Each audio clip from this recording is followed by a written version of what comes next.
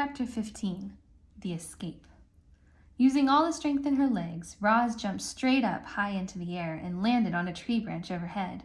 The tree shook with the sudden weight of the robot, and then, thunk thunk, 2 pine cones bounced off Roz, and a moment later, thunk thunk, the same pine cones bounced off the bears below. The bears grunted with annoyance. This gave Roz an idea. The robot's programming stopped her from being violent, but nothing stopped her from being annoying.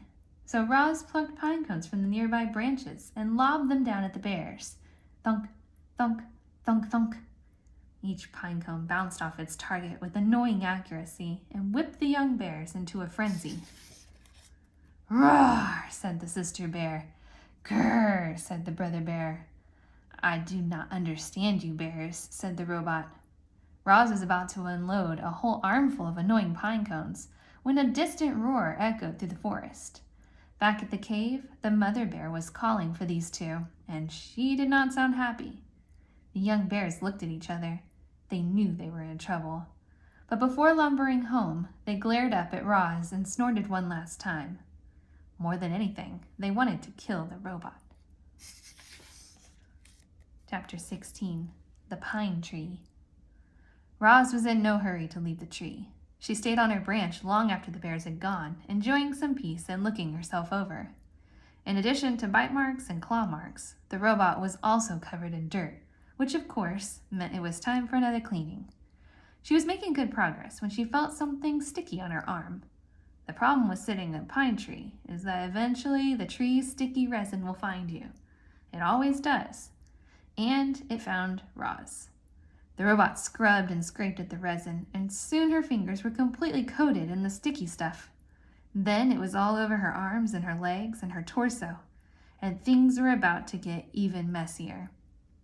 A robin swooped into the tree and began screeching and fluttering around Roz. The bird had recently finished building herself a new nest.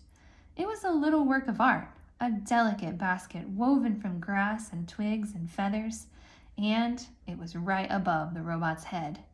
Screech, screech, said the robin. I do not understand you, Robin, said the robot. The robin continued screeching and fluttering, and then, splat. She splattered her droppings across the robot's face. This bird was serious. So Roz scooted away farther out on the branch until she heard a quick, sharp crack. Before Roz knew what was happening, the tree branch snapped under her weight, and she went crashing to the forest floor. She hit the ground hard and lay there as broken branches and pine cones and needles showered down on top of her. There was another splat, and then quiet returned to the forest. Chapter 17. The Camouflaged Insect. Roz was a mess. She lay under the tree, covered in a heap of broken branches and pine cones and needles. She still hadn't removed the sticky resin from her body. And then there were the bird droppings.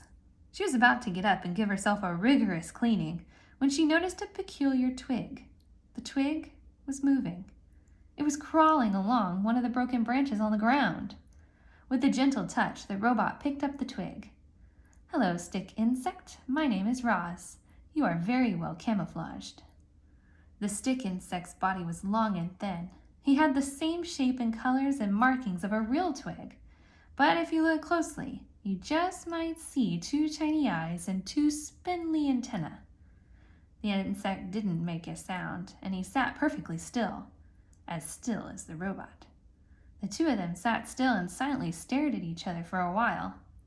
Thank you, stick insect, said Roz as she placed him back where she found him. You have taught me an important lesson. I can see how camouflage helps you survive. Perhaps it could help me survive also.